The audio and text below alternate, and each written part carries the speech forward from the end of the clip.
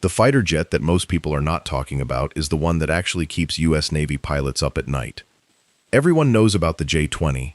It gets the headlines. It gets the airshow footage. It gets the dramatic flybys and the defense analyst commentary and the think tank papers comparing it to the F-22. The J-20 is China's crown jewel, their stealth masterpiece, their statement to the world that the People's Liberation Army Air Force has arrived as a peer competitor. And yes, it is a serious aircraft that deserves serious attention. But here is what the people who actually fly off carrier decks will tell you when they are being completely honest. The J-35 is the one that changes the equation. The J-35 is the one that shifts the entire calculus of Pacific naval power. The J-35 is the aircraft that, when it achieves full operational capability aboard Chinese carriers, rewrites the rules of carrier-based warfare in ways that the J-20 simply cannot.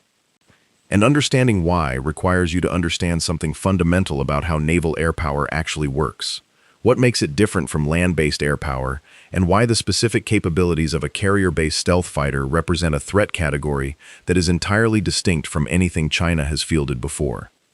If you want to understand the real competition happening over the world's most contested waters, stay right here. And before we go any further, take just a second to subscribe. Over 98% of people watching this video are not subscribed. It is completely free, and it means you will never miss the kind of deep dive analysis we are about to walk through together. Let us start at the beginning. Let us start with why any of this matters at all. The aircraft carrier is the most powerful conventional military instrument ever created. That is not hyperbole. That is the consensus of military strategists, naval historians, and defense analysts across every serious institution on the planet.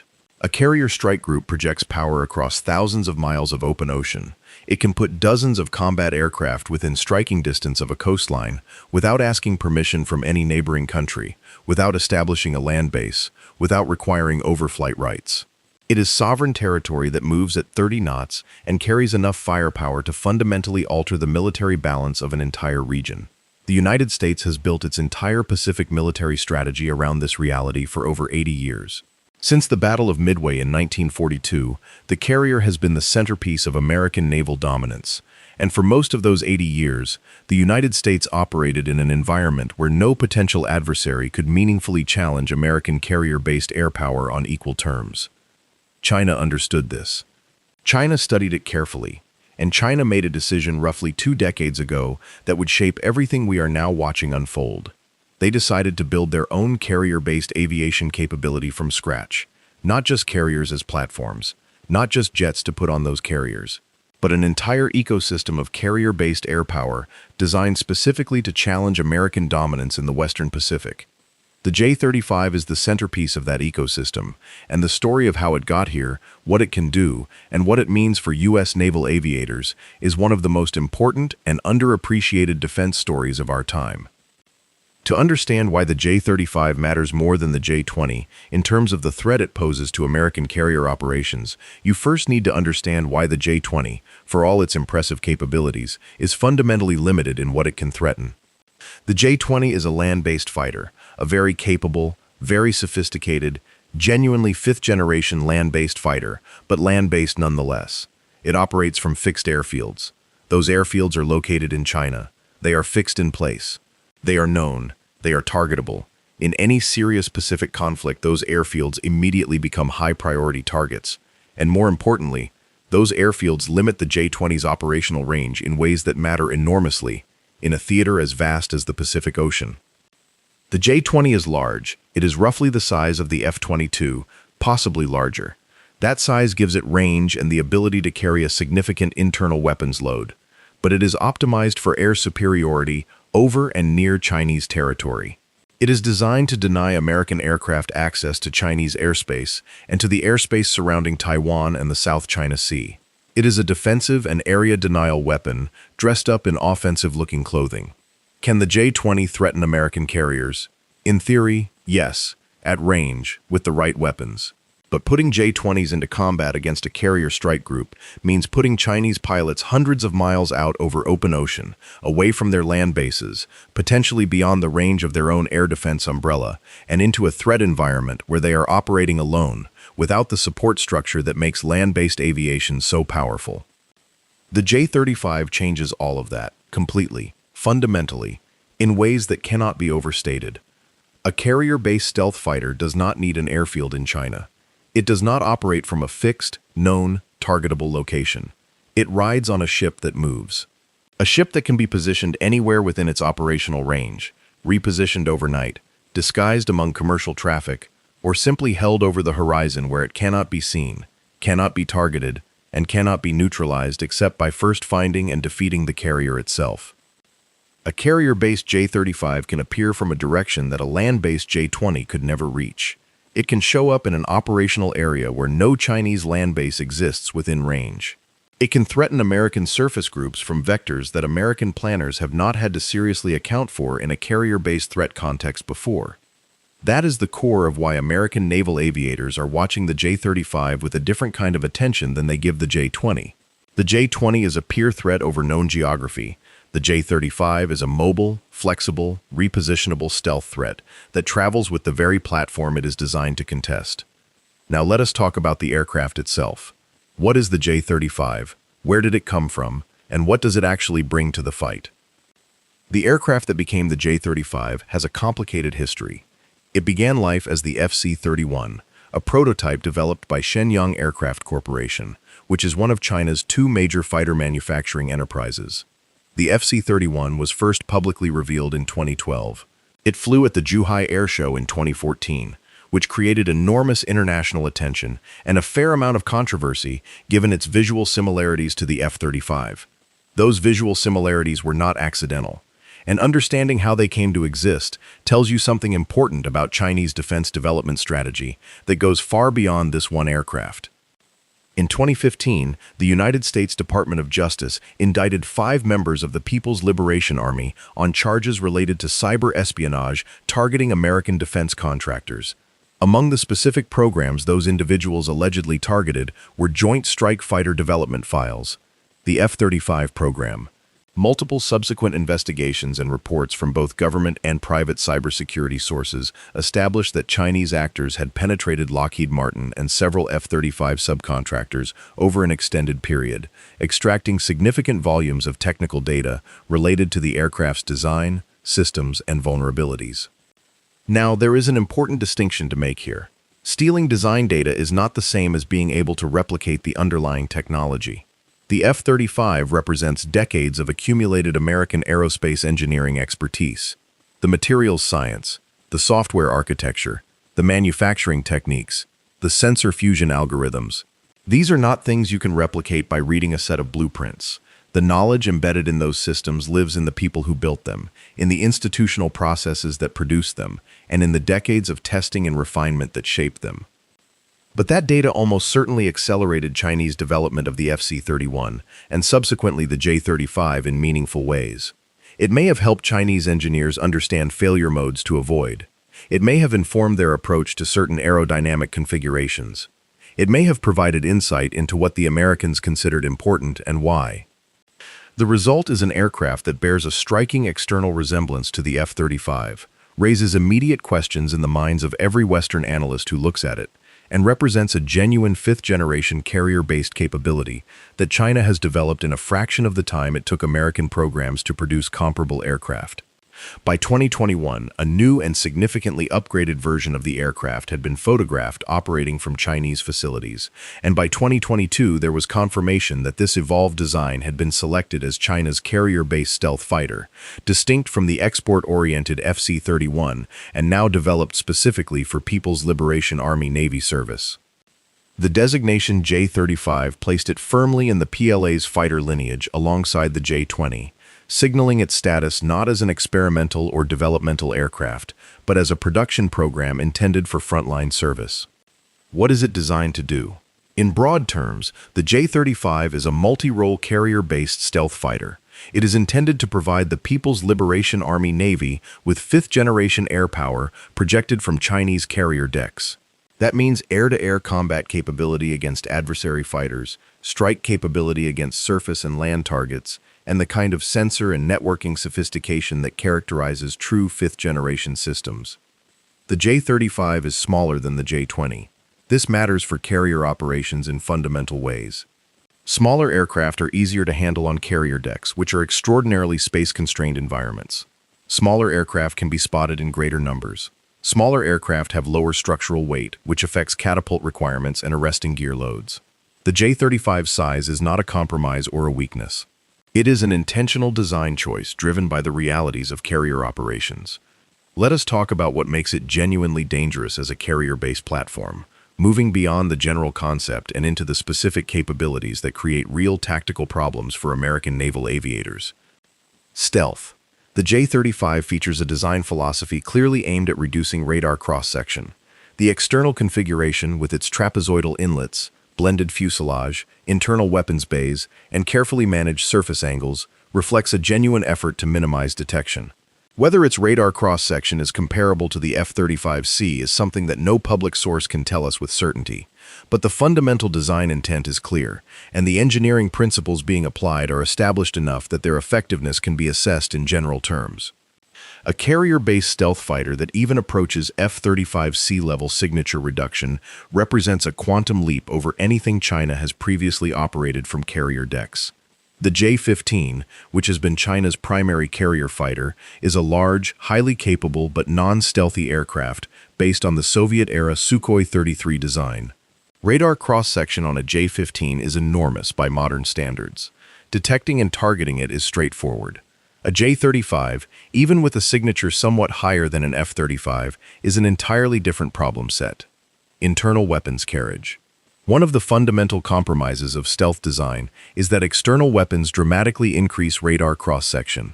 The F-35 and F-22 carry their primary weapons internally, precisely for this reason.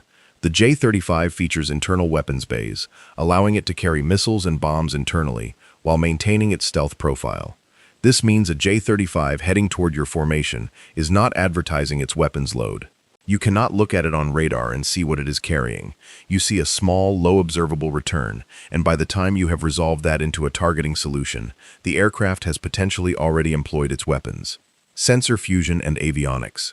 This is an area where significant uncertainty remains and where the gap between Chinese capability and American capability is most difficult to assess. The F-35's greatest capability is arguably not its stealth.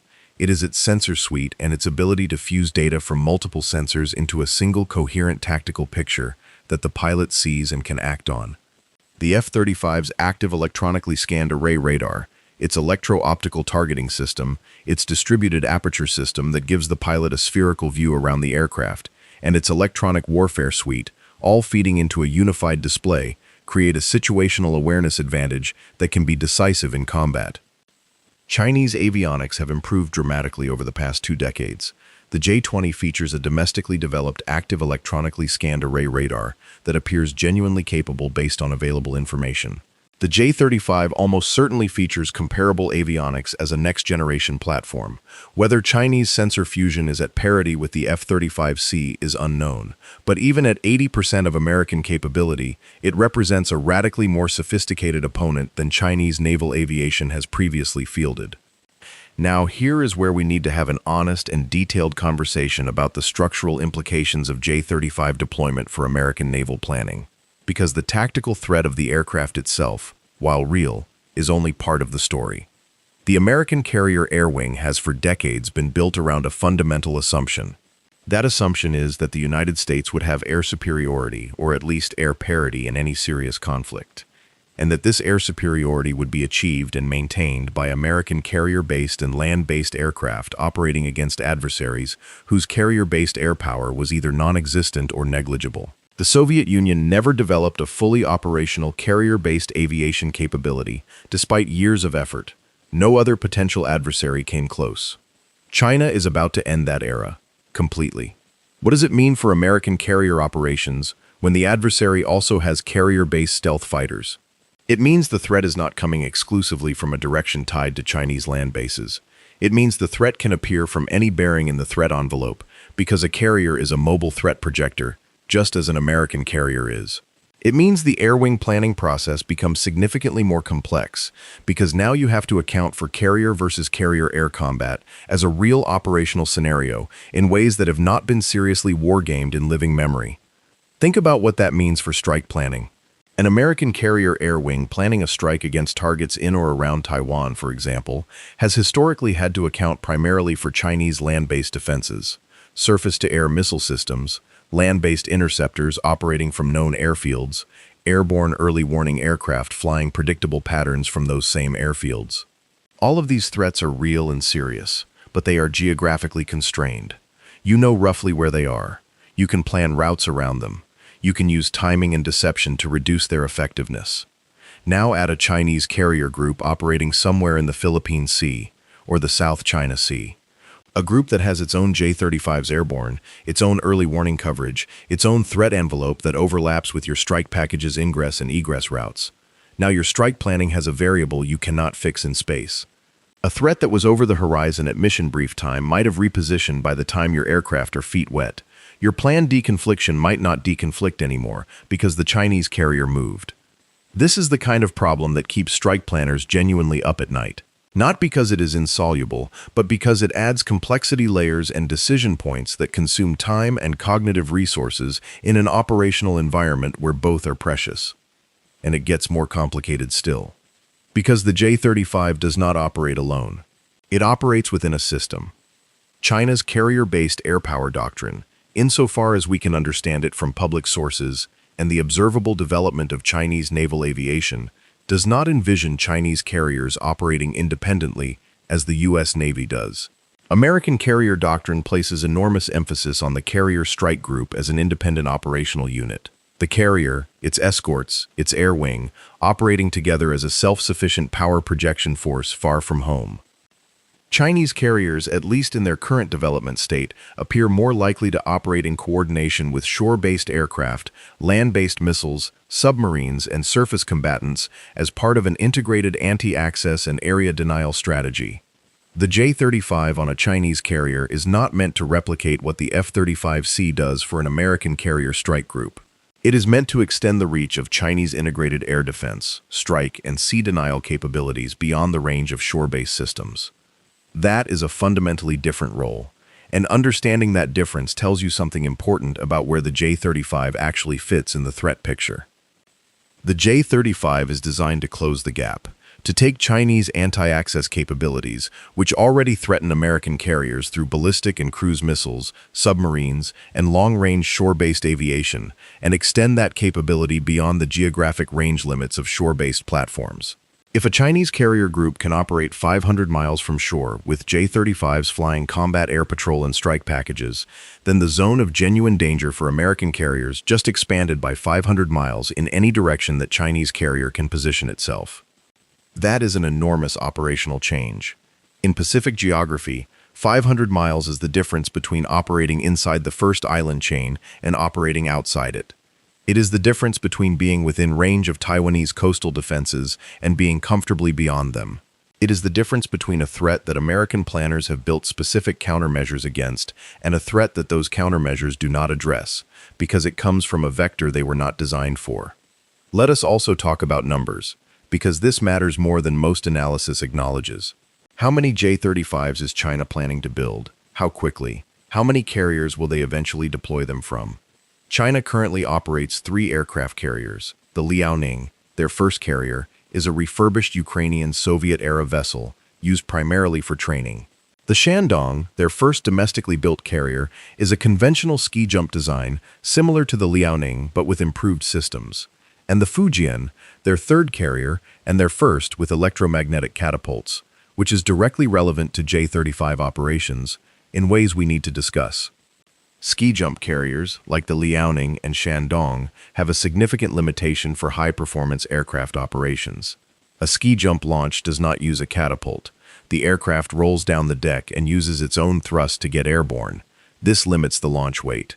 A fully loaded J-15, for example, cannot take off from a ski jump with a full weapons and fuel load. Pilots have to choose. You can have range or you can have weapons. You generally cannot have both in full measure. The J-35 from a ski jump carrier faces the same fundamental constraint. You can fly the aircraft, you can do combat air patrol missions with limited fuel and weapons, but employing the J-35's full capability envelope, full fuel load, full internal and external weapons carriage, maximum sensors, requires a catapult launch. The Fujian has catapults. Electromagnetic catapults, a technology that even the United States is still working to fully master on its Ford-class carriers. China has leapfrogged the steam catapult generation entirely and gone directly to electromagnetic launch, which is the future of carrier aviation for any navy that wants to operate high-performance aircraft at their full potential. From the Fujian, the J-35 can launch at full weight. It can carry its full weapons load. It can take off with maximum fuel, and that changes its combat radius, its weapons employment options, and its tactical utility in ways that are qualitatively, not just quantitatively, different from ski jump operations. Now here is the numbers picture that should be sobering for anyone who studies Pacific security. China has already announced plans for additional carriers beyond the Fujian.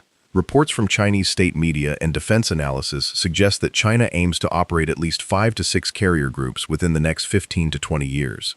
That would make China the second largest carrier force in the world, by a significant margin. The only country with more carriers would be the United States. And each of those carriers, once equipped with the J-35, will carry somewhere between 24 and 36 stealth fighters in its air wing. Multiply that across 5 or 6 carriers and you are talking about potentially 150 to 200 carrier-based stealth fighters distributed across a fleet that can position those aircraft virtually anywhere in the Pacific, the Indian Ocean, or beyond. The United States currently operates 11 nuclear-powered carriers. American F-35C numbers per carrier air wing are growing, but remain limited by procurement rates and budget cycles. The math of this comparison is not comfortable for anyone committed to maintaining American naval dominance. But let us be careful here, because raw numbers are only part of the story. Capability per aircraft, crew training quality, maintenance availability rates, the sophistication of command and control systems, and the quality of doctrine and tactics development all matter enormously. An F-35C, flown by a U.S. Navy pilot who has 1,500 hours and has done 2 combat deployments, is a fundamentally different system than the same aircraft type flown by a pilot with 300 hours on a new platform still working out its tactics. American naval aviation has been doing carrier operations at high tempo, in combat conditions, continuously for over 80 years. The institutional knowledge embedded in the U.S. Navy's carrier aviation culture is not something you can download. It is not something you can steal in a cyber operation. It lives in the habits and instincts and reflexes of tens of thousands of people who have spent their careers doing this specific thing, and in the training systems, the evaluation processes, the safety culture, and the operational standards that those people have built and refined over generations. China is building that culture. They are doing it faster than most outside observers expected, with the seriousness and commitment of a nation that has made carrier aviation a genuine strategic priority. But they are still early in that process. The J-35's potential is in many ways ahead of the institutional infrastructure required to fully exploit it. That does not mean the threat is not real. It means the threat trajectory is as important as the current capability snapshot. Where China will be with carrier aviation in 2035 is more strategically relevant than where they are today, and the trajectory is sharply upward. Now let us talk about what American naval aviators actually think about when they see the J-35, because this is where the ground truth of the threat assessment lives. Not in the think tanks, not in the congressional testimony, but in the ready rooms and the flight planning spaces and the conversations that happen between experienced aviators who have studied their potential adversaries. The first thing they think about is detection. In a carrier versus carrier scenario, who sees who first matters enormously. An aircraft that detects its adversary first, whether through its own sensors or through data shared from other platforms, gets to make decisions. It gets to choose the engagement geometry. It gets to decide whether to shoot or to maneuver or to disengage. The detected aircraft is reacting, not deciding, and in high-performance aerial combat, being reactive is being behind. A stealthy J-35 that can approach American surface groups or American aircraft without appearing clearly on radar changes the detection timeline dramatically. Even if the J-35 is detectable at some range, if that range is 30 miles instead of 150 miles, the entire tactical picture changes. An E-2D Hawkeye controlling American airspace around a carrier strike group is designed to manage threats at long range, giving fighters time to intercept, giving surface ships time to engage with missiles, and giving the carrier time to maneuver. If the threat appears at 30 miles instead of 150, the time available for all of those responses shrinks by orders of magnitude. This is why stealth is not primarily about being invisible. It is about compressing the adversary's decision timeline to the point where their responses become ineffective. A J-35 does not need to be completely invisible to radar to be operationally dangerous. It needs to be stealthy enough to close the range to where its weapons are effective before the adversary's defensive systems can create adequate separation. The second thing American naval aviators think about is the weapons the J-35 carries. China has developed a family of air-to-air missiles that represent genuine peer capability. The PL-15, a radar-guided beyond visual range missile, is assessed to have a range of 200 kilometers or possibly more. That potentially exceeds the range of the AIM-120D AIMRAAM, which is the primary long-range air-to-air weapon of American carrier aircraft. The PL-21, a next-generation missile still in development or early service, is reported to have even greater range, possibly designed specifically to target high-value assets like tankers, early warning aircraft, and potentially the E-2D Hawkeye that provides airborne command and control for American carrier air wings. Losing the E-2D in the opening moments of a conflict would be catastrophic for American carrier air operations.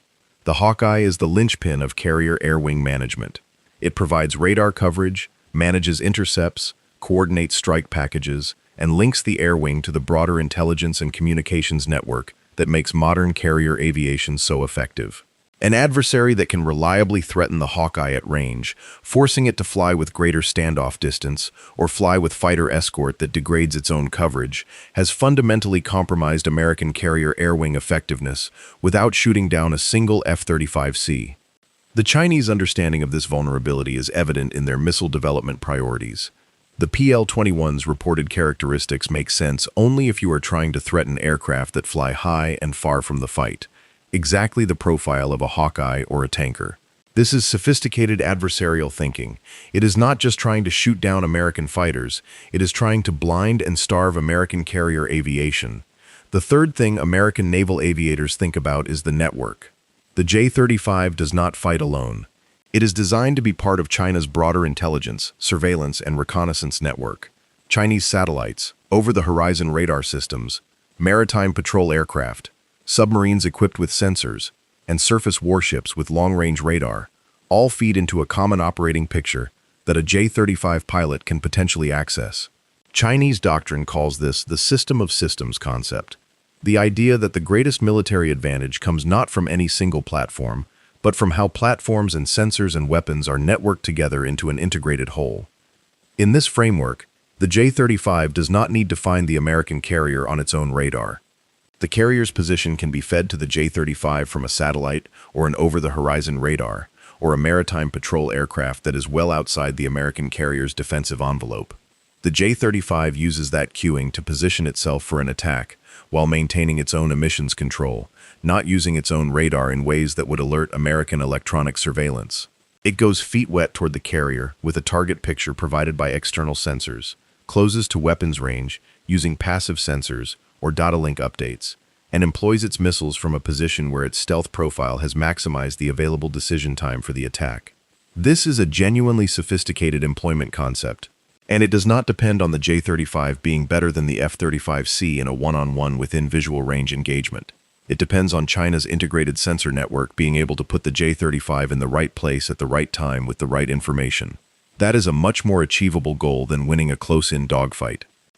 Let us now talk about what the United States is doing in response to this growing threat. Because the American defense community is not standing still, and understanding the American response is essential context for assessing how this competition actually plays out. The Navy's response to the J-35 challenge is multidimensional. It starts with the F-35C itself. The F-35C is still ramping up to full operational capability across American carrier air wings. As production and delivery rates increase, and as pilots build hours and squadrons develop mature tactics, the F-35C's genuine capability advantages over the J-35 should grow more pronounced. The F-35's sensor fusion, its electronic warfare capability, its software-defined systems that can be updated and improved without hardware changes, all of these represent genuine and significant advantages that an adversary cannot quickly close. The E-2D Advanced Hawkeye is also continuously upgraded, with improved radar, better software, enhanced networking, and the ability to receive data from a broader range of sensors, including space-based assets. Making the Hawkeye harder to find and harder to kill while simultaneously extending its sensor reach is a direct response to the threat posed by long-range Chinese missiles. The Navy is also investing heavily in unmanned systems. The MQ-25 Stingray tanker drone is already in development and will extend the combat range of carrier-based aircraft significantly. Range has always been a limitation of carrier aviation, and the MQ-25 addresses that directly. Beyond tanking, unmanned combat aircraft that can operate from carrier decks in coordination with manned fighters represent a potential future force multiplier that changes the numbers calculus in ways favorable to the American side. Electronic warfare is another area of intense focus. The EA-18G Growler, which provides electronic attack capability to the carrier air wing, is an extraordinary asset that China currently has no direct equivalent for. The ability to blind, confuse, jam, and deceive adversary sensors and communications is an asymmetric advantage that the United States has cultivated over decades, and which cannot be replicated by simply building more aircraft. Submarine capability is also deeply relevant to the carrier versus carrier threat. American attack submarines operating in support of a carrier strike group can threaten adversary carriers and their escorts in ways that force the adversary to devote significant resources to anti-submarine warfare, resources that cannot simultaneously be devoted to projecting offensive air power. If a Chinese carrier group has to worry about Virginia-class submarines in its operating area, the tactical options available to that carrier group are significantly constrained, and the J-35s it carries become correspondingly less threatening because they cannot be positioned as aggressively. But there is also an honest acknowledgement within the American defense community that the overall trajectory of Chinese military power represents a challenge that requires strategic responses beyond any single platform comparison. The J-35 is a symptom of a larger change in the military balance. China has invested at unprecedented scale in military modernization across every domain simultaneously. In the time it took to develop and field the F-35, China has developed and deployed multiple generations of ballistic and cruise missiles, advanced submarines, new surface combatants, anti-satellite weapons, cyber capabilities, and now carrier-based stealth aircraft.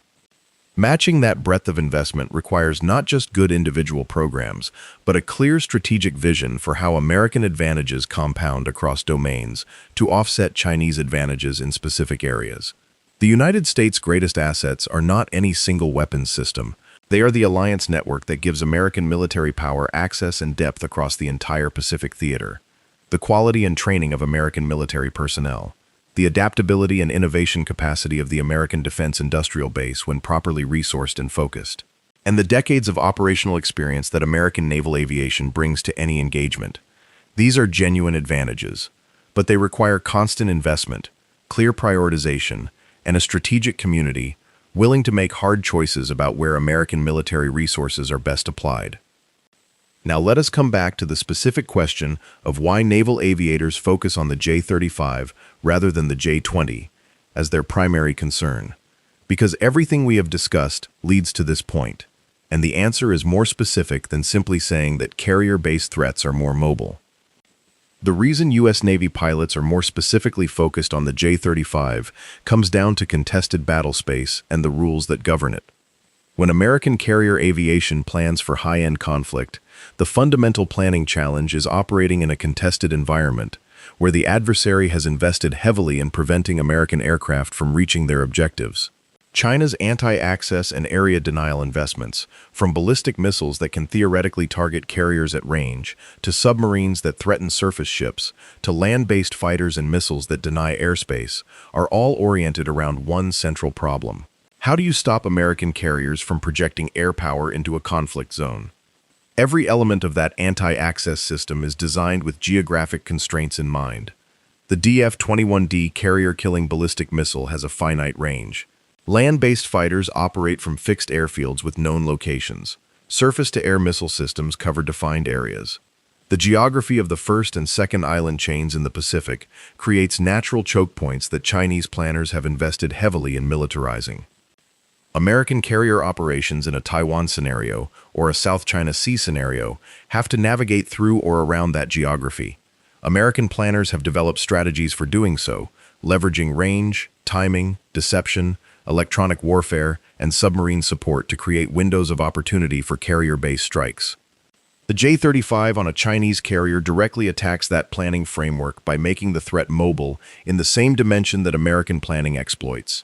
If the American approach is to find the seams in Chinese air defense geography and exploit them, a Chinese carrier with J-35s can position itself in those seams. If the American approach is to attack from an unexpected bearing where Chinese land-based coverage is thin, a Chinese carrier can cover that bearing with its own fighters. This is what makes the J-35 specifically worrying to naval aviators, in ways that go beyond just the technical characteristics of the aircraft. It is a mobile threat that can fill the holes in an air defense system that American planning has worked hard to identify and exploit, and that means the planning problem just got significantly harder. There is also a psychological dimension to this that should not be dismissed. American naval aviation has operated without a peer carrier-based adversary for the entirety of the post-Cold War era. The institutional confidence and tactical approach of American carrier aviation has been built in an environment where American carriers faced no meaningful carrier-based air threat. Mission planning, training syllabi, exercise scenarios, all of these have been shaped by that reality. Introducing a genuine peer carrier-based stealth fighter into the threat environment requires not just technical adaptations, but cultural and institutional adaptations. American naval aviation needs to think differently about some fundamental questions. How do you defend the carrier against an adversary who has their own carrier-based stealth aircraft? How do you conduct offensive operations when the threat can appear from multiple vectors, including carrier-based ones? How do you manage airspace when both sides have carrier-based stealth fighters operating in overlapping envelopes? These are new questions. Not entirely new in a theoretical sense, because the Navy has wargamed them, but new in the sense that they now need to be answered with operational urgency rather than academic interest. The development of counter-carrier tactics for J-35-equipped Chinese carriers is almost certainly ongoing within American naval aviation right now. The specifics of those tactics are classified, as they should be, but the fact that they need to exist represents a fundamental shift in how the United States Navy has to think about Pacific operations. Let us also address something that often gets glossed over in these capability comparisons. The quality of pilots matters as much as the quality of aircraft, arguably more, in the kind of high-end contested environment we have been describing. The United States Navy selects its carrier pilots through an extraordinarily demanding process. Pilot training in the U.S. Navy is among the most rigorous and competitive in the world. Carrier-qualified pilots have completed a training pipeline that washes out significant percentages of candidates at multiple stages. They have then gone to fleet replacement squadrons to learn their specific aircraft type, and then to fleet squadrons where they build operational experience under the mentorship of experienced naval aviators. By the time a U.S. Navy F-35C pilot is leading a strike package in a high-threat environment, they have typically accumulated substantial flying hours, have operated from carriers day and night and in challenging weather, have participated in large force exercises that simulate high-end conflict, and have absorbed the accumulated tactical knowledge of American carrier aviation's long institutional history. The People's Liberation Army Navy is building pilot quality rapidly and with impressive seriousness. Chinese military pilot training has expanded significantly in scale and sophistication. The hours being logged, the kinds of exercises being conducted, the quality of instruction, all of these have improved dramatically in the past decade. But building the deep institutional knowledge that produces consistently excellent carrier aviators at scale takes time. It takes operational experience that can only come from doing the actual job, repeatedly, in challenging conditions. It takes a training culture that tolerates and learns from mistakes rather than suppressing them. And it takes the kind of honest, after-action review culture that military institutions sometimes struggle to maintain. The U.S. Navy has built that culture over 80 years of continuous carrier operations. The People's Liberation Army Navy is working hard to build it, and making genuine progress. But the gap in accumulated experience remains a significant American advantage that does not show up in any technical data sheet, but matters enormously in actual combat. This is not cause for complacency. An adversary who is less experienced but flying stealthy aircraft with good weapons in a well-designed networked engagement can absolutely cause serious problems for even the most experienced force. The history of air combat shows repeatedly that technical advantages can overwhelm tactical ones under the right circumstances, but it is also not a reason to evaluate the J-35 threat purely through the lens of its technical specifications without accounting for the human system that operates it. Where does this all leave us? What is the honest bottom line for the J-35 threat to American carrier aviation? The J-35 represents the beginning of a new era in Pacific naval competition. It is not the aircraft that ends American carrier dominance. It is the aircraft that signals that Chinese carrier-based aviation has crossed the threshold from a developing capability that can be assessed and monitored at a comfortable distance to a genuine near-peer threat that must be actively planned against and countered in real operational scenarios. The J-35 is more worrying to naval aviators than the J-20 because it threatens American carriers on the carrier's own terms. It is a carrier-based aircraft that can challenge American carrier-based aircraft in the medium in which American carrier aviation has been dominant without challenge for decades. It is a mobile, repositionable, potentially stealthy threat that does not respect the geographic boundaries that American Pacific strategy has been built around. And it is part of a Chinese carrier program that is growing in scale and sophistication at a pace that demands serious strategic attention. At the same time, American advantages in pilot quality, institutional experience, electronic warfare, submarine capability, alliance network depth, and the inherent capabilities of the F-35C and the broader carrier air wing remain real and significant. The United States is not facing a situation where Chinese carrier aviation has already achieved parity. It is facing a situation where parity, or something uncomfortably close to it in specific mission areas, is a plausible future that requires serious investment and adaptation to prevent. It is dramatic, it is impressive, it is a genuine statement of Chinese aerospace ambition, but it stays on its airfields.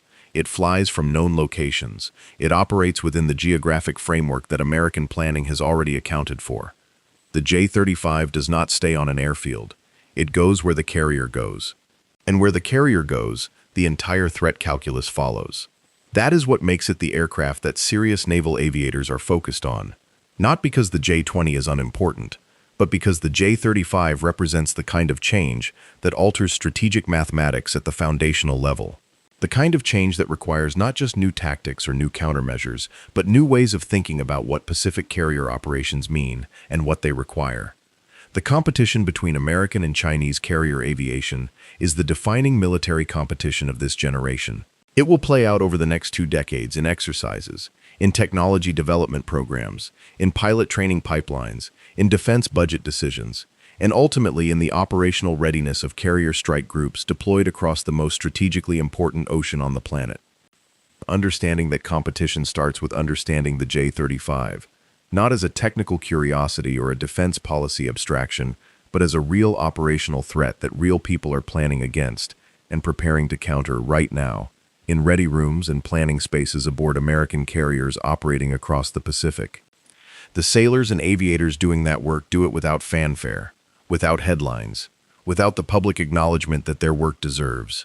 They get up every day and they think about this problem with the seriousness it demands. Because in the world they operate in, understanding your adversary is not an academic exercise, it is the difference between coming home and not coming home. That is the kind of dedication that has kept American carrier aviation at the leading edge of military power for 8 decades, and it is the same dedication that